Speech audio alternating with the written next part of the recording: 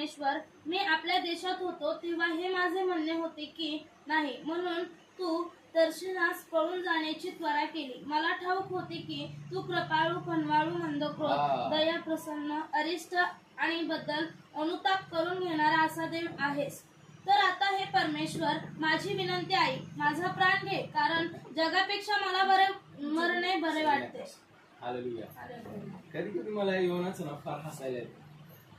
सुवार्ता सांगतोय, परमेश्वराने त्याच्यावर एक जबाबदारी सोपवली सुवार्ता सांगण्याची, आणि सुवार्ता सांगितल्यानंतर त्या लोकांचं तारण झालंय तरी हा काय म्हणतो देवाला, मला मारून टाक बाबा.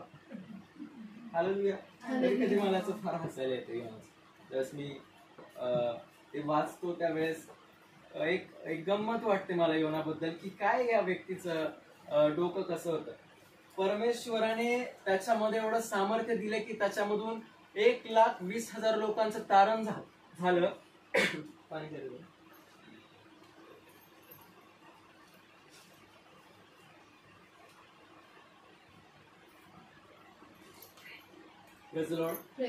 परमेश्वराने योनामध्ये एवढं सामर्थ्य दिलं होतं की त्याच्या बोलण्यामधून 1,20,000 लोकांचं तारण झालं, तरी देखील योना आता परमेश्वराला म्हणतोय की मला मारून टाक बाबा, कारण मला माहितीये तू या लोकांचा नाश करणार नाही.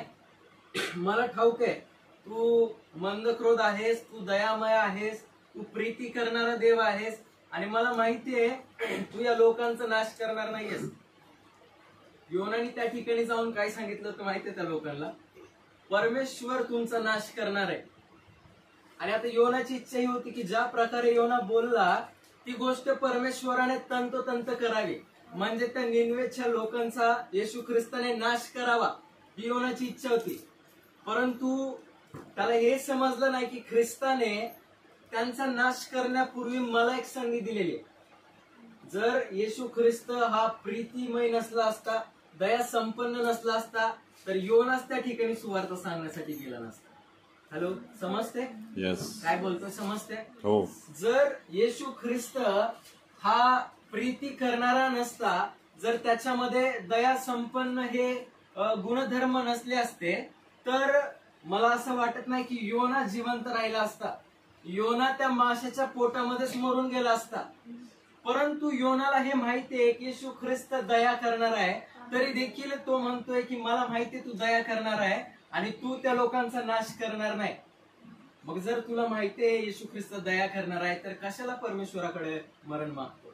कधी कधी आपण असंच करतो. आपल्याला माहिती असतं परमेश्वर आपल्याला देणार आहे, आज नाही तर उद्या आपल्याला एखादी गोष्ट भेटणार आहे. परंतु कधी कधी आपण ख्रिस्ताकडे काय म्हणू शकतो, एक प्रकारचं रडगाणं आपण त्याच्याकडे करत असतो. हीच गोष्ट नाहीये, तीच गोष्ट नाहीये, हेच काम होत नाहीये, तेच काम होत नाहीये. आज आपल्याला हे तपासणं गरजेचं आहे की काय योनासारखा स्वभाव आपल्यामध्ये आहे का. जर परमेश्वर आपल्याला एखाद्या मोठ्या कामगिरीसाठी आपली निवड करतोय, तर आपण कशा प्रकारे ती कामगिरी पूर्ण पार पाडतो. योनाकडे सर्वात प्रथम आज्ञापालन नव्हती. दुसरी गोष्ट, त्याने ख्रिस्ताची आज्ञाभंग केली. आणि ज्या वेळेस आपण आपल्या जीवनामध्ये ख्रिस्ताला सोडून जगायला सुरुवात करतो, त्यावेळेस आपल्या जीवनाच्या आजूबाजूला वादळ यायला सुरुवात होते. योना ज्यावेळेस त्या बोट मध्ये बसला ना, ज्यावेळेस त्या नाव मध्ये तो बसला, तो ख्रिस्ताच्या इच्छेविरुद्ध त्या नाव मध्ये बसलेला होता. परमेश्वराने त्याला जायला सांगितलं होतं एकीकडे, आणि तो चालला होता एकीकडे. आणि ज्या वेळेस तो ख्रिस्ताची आज्ञा मोडतो, ज्यावेळेस ख्रिस्ताचं सानिध्य त्याच्यापासून लांब होतं, त्यावेळेस त्याच्या जीवनामध्ये वादळ यायला सुरुवात होते. त्यावेळेस त्याच्या जीवनामध्ये प्रश्न यायला सुरुवात होतात. तुम्ही जर बघितलं तर योनाला त्या लोकांनी अनेक प्रश्न विचारले. तू कोण आहे बाबा, तू या ठिकाणी कशामुळे आलास, तुझा देव कोण आहे, हे संकट कोणामुळे आलं सांग. अनेकदा आपण परमेश्वराला म्हणतो माझ्या जीवनामध्ये लय प्रश्न आहेत ख्रिस्ता, माझ्या जीवनामध्ये भरपूर गोष्टी अजून मला माहिती नाही कशा सॉल्व्ह होतील. का आपल्या जीवनामध्ये प्रश्न आहेत तुम्हाला माहिती आहे? कारण आपला आणि ख्रिस्ताचा संबंध आता योनाप्रमाणे कधीतरी तुटलेला असतो. आज आपल्याला तपासणं गरजेचं आहे की काय माझा संबंध ख्रिस्ता बरोबर तुटलेला आहे का? हालेलुया. आहात सर्वजण? आहेत. आज आपलं आत्मपरीक्षण आपल्याला करणं गरजेचं आहे की ज्या प्रकारे तो योना ख्रिस्ताची आज्ञा मोडून त्याची स्वतःची इच्छा पूर्ण करण्यासाठी जात होता, काय तशा प्रकारे आज आपण ख्रिस्ताची आज्ञा मोडून आपण आपलं काहीतरी आपली इच्छा पूर्ण करण्यासाठी झटतोय? आणि जर तसं असेल तर आपल्या जीवनामध्ये वादळ हे नक्कीच असणार. जर ख्रिस्ताचा आणि आपला संबंध तुटला तर आपल्या जीवनामध्ये वादळ येणार आहे. त्यामुळे आपल्याला लक्ष देणं गरजेचं आहे की काय आपण त्या ख्रिस्तासोबत एकनिष्ठ आहोत का? ख्रिस्तासोबत आपण जुडलेले आहोत का? जर त्या परमेश्वराने तुम्हाला आणि मला जिवंताच्या भूमीवर जिवंत असं ठेवलेलं आहे ना, तर परमेश्वराने आपल्याला जगिकतेमध्ये जगण्यासाठी एकत्रित ठेवलेलं नाहीये. हालेलुया. या जगाकडे आकर्षित होण्यासाठी ख्रिस्ताने तुम्हाला आणि मला या ठिकाणी बसवलेलं नाहीये. जर आज तुम्ही या ठिकाणी आलेले आहात तर तुम्ही या संपूर्ण जगासाठी एक विशिष्ट लोक आहात. तुम्ही साधारण लोक नाहीयेत. तुम्ही एक राजपुत्र आणि राजकन्या आहात. आमेन. त्या ख्रिस्ताची इच्छा नाहीये की त्याच्या राजपुत्रांनी आणि राजकन्यांनी त्याच्या उपस्थितीमधून बाहेर जावं, कारण ते आपल्यासाठी फार भयंकर. ज्यांना परमेश्वर माहिती नाहीये ते ठीक आहे, त्यांच्यापर्यंत आपण पोहोचण्याचा प्रयत्न करू शकतो. परंतु ज्यांना येशू ख्रिस्त माहितीये तरी देखील ते ख्रिस्ताकडे प्रभूकडे दुर्लक्ष करतात. हालेलुया.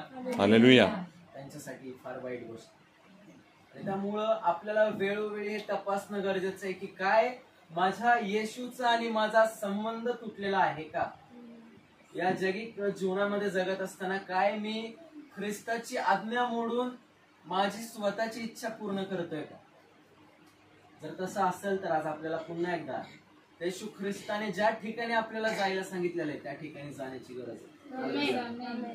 मी ज्या वेळेस या पुस्तकाकडे बघतो योनाच्या, त्यावेळेस मला हे पुस्तक नेहमी अर्धवट असं पुस्तक वाटतं. जर तुम्ही वाचले, याचे 4 अध्याय वाचले, तर ज्यावेळेस परमेश्वराचं आणि योनाचं संभाषण हे संपतं त्यावेळेस योनाचं पुढं काय झालं हे पवित्र शास्त्रामध्ये आपल्याला कुठेच पाहायला भेटत नाही. एक नेहमी मला एक अर्धवटपणा या पुस्तकामध्ये पाहायला भेटतो. आणि काल मी विचारत होतो परमेश्वराला की काय झालं योनाचं पुढं, हे पुस्तक अर्धवट का ठेवलं परमेश्वराने.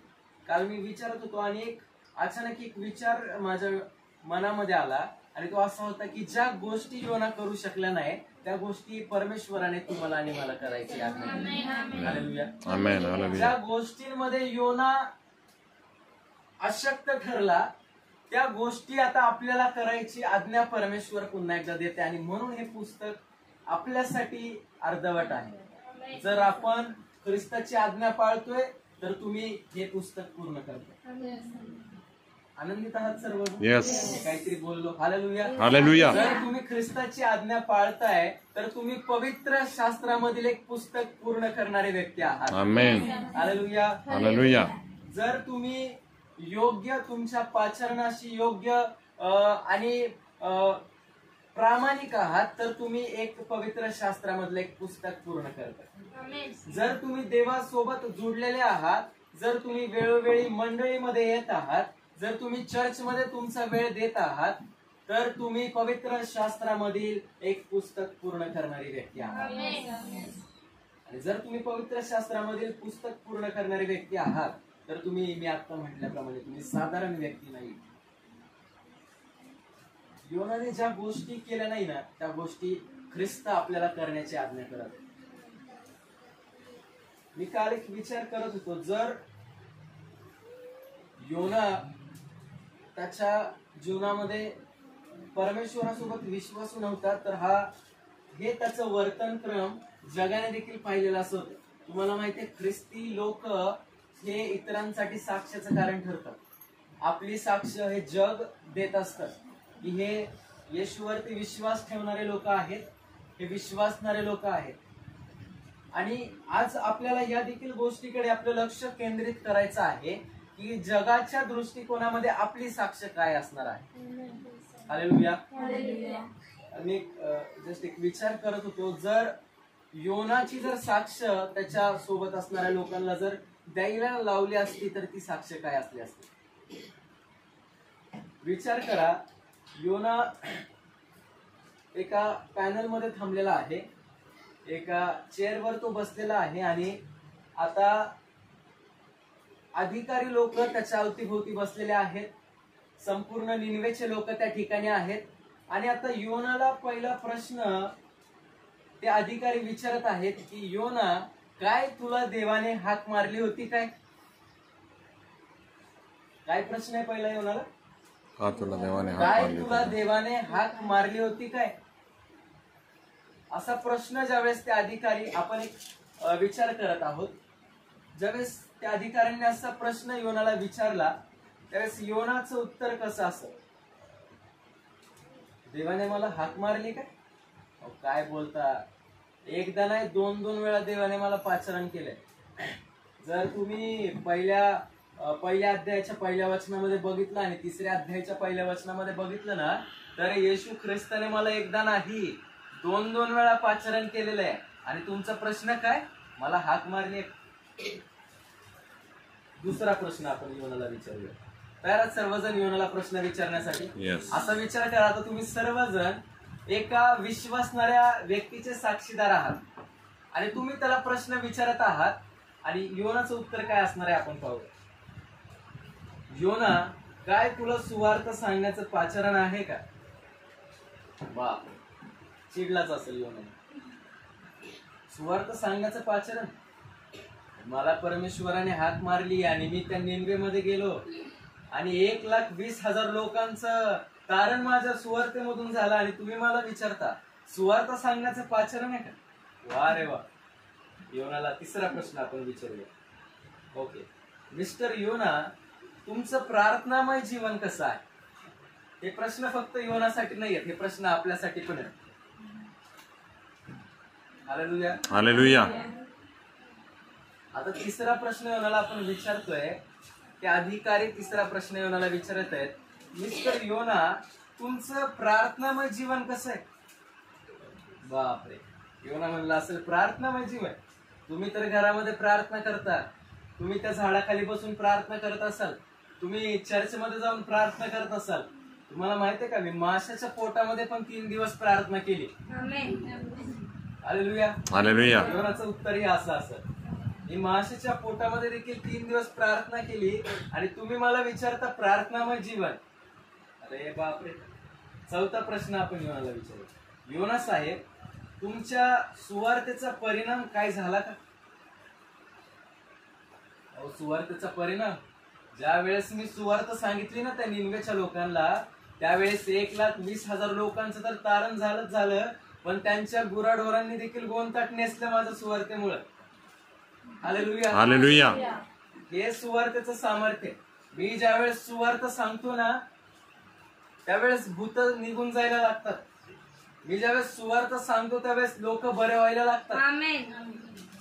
हे मी नाही म्हणत, योना म्हणतो, नाहीतर तुम्ही म्हणता समोर थांबून चांगलं बोलायला. ज्यावेळेस मी सुवार्थ सांगतो त्यावेळेस 1 लाख लोकांचं तारण होतं आणि तुम्ही मला विचारता तुझ्या सुवार्थेचा काय परिणाम झालाय का? वा रे वा. पाचवा प्रश्न आपण योनाला विचारू. मिस्टर योना, एक देवाचा दास या नात्याने काय तुम्ही सेवा करण्यासाठी धाडसी आहात का? का प्रश्न विचारतो योनाला आपण? हा माहितीये, कारण निनवेचे लोक अतिशय क्रूर होते. निनवेचे लोक भांडणामध्ये पुढे होते, व्यभिचारामध्ये पुढे होते, सर्व वाईट गोष्टींमध्ये निनवेचे लोक पुढे होते. आणि अशा परिस्थितीमध्ये योना निनवेमध्ये सुवार्थ सांगण्यासाठी गेला होता. पाचवा प्रश्न योनाला ते अधिकारी विचारतायत, मिस्टर योना, काय देवाचा सेवक या नात्याने तुम्ही तुमच्या सेवेमध्ये धाडसी आहात का? धाडसी? तुम्हाला माहितीये का मी कसलं धाडस केलं? ज्यावेळेस मी त्या बोट मध्ये बसलो होतो ना, आणि ज्यावेळेस मला कळालं माझ्यामुळे हे वारं सुटलंय त्यावेळेस मी त्या लोकांना म्हणलं मला उचलून फेकून द्या, बाकीचं पुढचं माझं मी बघून घेईन. हालेलुया. मला उचलून त्या बोट मध्ये फेकून द्या, बाकीचं पुढचं मी बघून घेईल. एवढं धाडस आहे माझ्यामध्ये. आणि तुम्ही मला विचारता काय तुम्ही धाडसी आहात का? एवढंच नाही, पुढे जाऊन एक प्रचंड मोठा मासा माझ्या समोर होता आणि तो मासा माझ्याकडे येत असताना मी घाबरलो नाही. गिळ तो गिळ बाबा. हालेलुया. हालेलुया. आणि तुम्ही मला म्हणता काय तू धाडसी होतास का? काय तू धाडसी होतास का? एवढं मोठं धाडस परमेश्वराने माझ्यामध्ये दिलेलं आहे. मला त्या समुद्राची भीती वाटली नाही, मला तेवढ्या मोठ्या माशाची भीती वाटली नाही. आणि तुम्ही मला विचारता काय तू धाडसी आहे का? मिस्टर योना, तुम्हाला एक शेवटचा प्रश्न विचारतो. देवाचा सेवक या नात्याने काय तुमच्या ठाई प्रीती आहे का? हालेलुया. हालेलुया. नमस्ते सर्वांना. यस. देवाचा सेवक या नात्याने काय योना तुझ्या ठाई ती ख्रिस्ताची प्रीती आहे का? आता ह्याचं उत्तर मला तुम्हीच द्या. काय वाटतं तुम्हाला? योना मध्ये प्रीती होती? जर तो त्या निनवेच्या लोकांचा नाश कसा होतोय ही वाट बघतोय, तर काय वाटतं तुम्हाला? योनाच्या ठाई प्रीती होती? नाही. ज्यावेळेस आपण एखाद्या व्यक्तीला सुवार्ता सांगतो त्यावेळेस आपण ही अपेक्षा करतो की त्या व्यक्तीचं तारण व्हावं. ज्यावेळेस आपण मंडळीमध्ये एकत्रित येतो त्यावेळेस मंडळीमध्ये एकत्रित येत असताना आपण भाऊ बहीण असताना आपल्यामध्ये एक प्रकारची प्रीती असते आणि ती प्रीती योनामध्ये मुळीच नव्हती. सर्व काही गोष्टी योनाकडे होतात. योनाकडे धाडस होतं, योनाकडे ज्ञान बुद्धी होती, योनाकडे पवित्र शास्त्राचं ज्ञान होतं. परंतु योनाकडे एक गोष्ट नव्हती आणि ती म्हणजे प्रेम. जर विश्वासामध्ये ख्रिस्तामध्ये जगत असताना जर आपल्या ठाई प्रीती नसेल तर वचन असं सांगतं की आपण फक्त एक झणझणणारी झांज आहोत.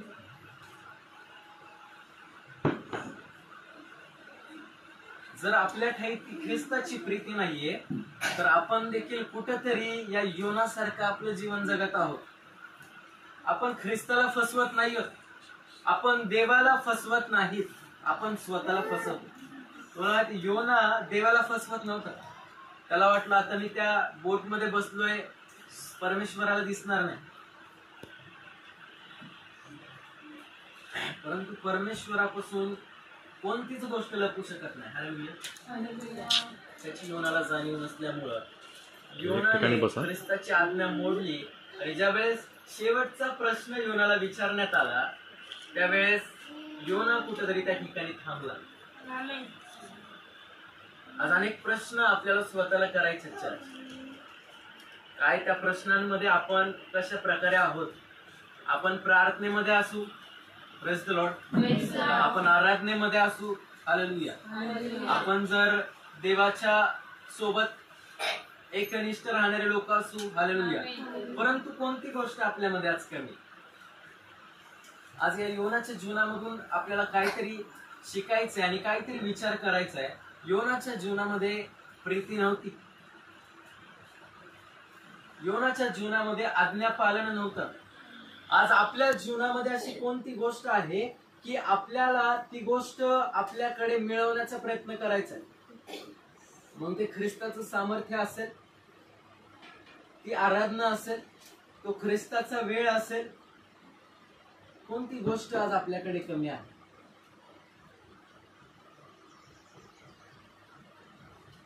योनाच्या काही प्रीती नव्हती आणि म्हणून तो त्या ज्यावेळेस त्या निनवेच्या लोकांना तो सुवार्ता सांगतो त्यावेळेस ते लोक कशा प्रकारे त्यांचा नाश होईल याची वाट योना त्या ठिकाणी बघत बसतो. कारण योनाच्या काही प्रीती नव्हती. जर विचार करा, जर योनाच्या विषयी साक्ष देण्यासाठी जर आता त्या अधिकाऱ्यांनी साक्षीदार आणले तर अजून एक गोष्ट आपण या ठिकाणी बघणार आहोत. आज सर्वजण ऐकतात, सर्वजण हालेलुया. जर मी आत्ताच बोललो की आपलं जीवन हे इतर लोक बघत असतात, ख्रिस्ती लोकांकडे विशेष लक्ष दिलं जातं की कशा प्रकारे हे लोक राहतात, कशा प्रकारे त्यांचं बोलणं वागणं कशा प्रकारे आहे. जर ख्रिस्ती जीवनामध्ये आपले जर साक्षीदार कोणी बोलवले तर आपल्याविषयी साक्ष काय असणार आहे? आज प्रश्न आहे सर्वांना आणि मला देखील. जर आज आपल्यासाठी साक्षीदार बोलवले तर काय आपली साक्ष इतर लोकांच्या मुखामध्ये काय साक्ष असणार आहे? हालेलुया. हालेलुया. योनाबद्दल एक साक्षीदार मी तुमच्या समोर घेऊन येणार आहे. तयार आहात सर्वजण? तुम्हाला माहिती आहे योना सर्वात प्रथम ख्रिस्ताची आज्ञा मोडल्यानंतर कुठे गेला? ती जी जहाज होती, जी बोट होती, त्या बोट मध्ये तो गेला आणि त्या ठिकाणी त्याला सर्वात प्रथम एक व्यक्ती भेटला. तो होता खलाशी. खलाशी म्हणजे जे लोक काय म्हणतात त्याला, ते वल्ला मारतात आणि बोट चालवतात त्यांना खलाशी असं म्हणतात. आणि योना आता परमेश्वराची आज्ञा मोडल्यानंतर त्या बोट मध्ये बसत असताना त्या खलाशाला भेटतो, पैसे देतो आणि मग त्या बोट मध्ये बसतो. आणि आता हे जे अधिकारी लोक होते, योना एका चेअरवर बसलेला आहे आणि आता त्याला मनामध्ये कसं तरी होते की आता कोण माझ्याबद्दल साक्ष द्यायला येते, कोण साक्ष द्यायला येते, कशी माझी साक्ष देतील लोक. कारण योनाला हे माहिती होतं की त्यांनी लोकांसोबत असताना काय उपद्रव केलेले. हालेलुया. आणि आता पहिला साक्षीदार आपण योनाचा घेऊन येऊया, ज्याचं नाव होतं खलाशी. आणि तो आला आणि त्याला आता विचारत आहेत की काय योनाचं जीवन हे कशा प्रकारे, योनाच्या जीवनाबद्दल तुमची काय साक्ष आहे? त्यावेळेस तो खलाशी बोलला असेल की काय सांगू, पहिलं चांगलं चालू होती हो माझे जहाज, व्यवस्थित चालू होती, काय अडखळण नव्हतं, काय नव्हतं. ह्या माणसाला मी ज्यावेळेस लांबून बघितलं ना, मला वाटलंच ह्याच्यात काहीतरी गडबड आहे. हा आला, माझं नाव मध्ये बसला, आल्या आल्या वादळ सुटलं, आल्या आल्या वादळ सुटलं आणि ते सगळं वादळ ह्याच्यामुळे सुटलं होतं. आणि एवढंच नाही, तुम्हाला काय सांगू, एवढं वादळ सुटलंय आम्हाला आम्ही भीतीने मरतोय तिकडं आणि हा व्यक्ती तिकडं त्या नावेच्या तळेशी जाऊन झोपलाय. हालेलुया. ही साक्ष ख्रिस्ती लोकांविषयी, ही साक्ष ख्रिस्ती लोकांविषयी. हा व्यक्ती झोपा खातो. हालेलुया. काय आपली साक्ष योनासारखी आहे का? आज आपल्याला तपासणं गरजेचं आहे. परमेश्वराविषयी, येशू ख्रिस्ताविषयी तुम्हाला माहिती आहे काय साक्ष होतं लोकांचा? हा देवाचा पुत्र आहे. जर तुम्ही ख्रिस्ताची साक्ष आणि योनाची साक्ष जर अशी मॅच केली ना, तर तुम्ही म्हणताला अजिबात नको मॅच करायला. तुम्ही येशू ख्रिस्ताला एका चांगल्या ठिकाणी ठेवताल. आपली साक्ष आपण जगीत जीवनामध्ये जगत असताना चर्च, आपली साक्ष ही लोकांसमोर कशा प्रकारे जाते, आपण काय करत आहोत लोकांसमोर किंवा काय करत नाही आहोत, हे देखील महत्वाचं आहे. त्या खलाशाने योनाविषयी साक्ष दिली की हा झोपाळू आहे, हा अरिष्ट आणणारा आहे, हा एक संकट आणणारा व्यक्ती आहे. माझी अशी इच्छा नाहीये की ख्रिस्ती लोक कोणावर तरी संकट आणणारे लोक असावे. ख्रिस्ती लोक नेहमी इतरांवरती आशीर्वाद घेऊन जाणारे लोक. आमेन. ख्रिस्ती लोक नेहमी कोणाला तरी संकटामधून बाहेर काढण्यासाठी हात देणारे लोक असावे. ना की ज्यावेळेस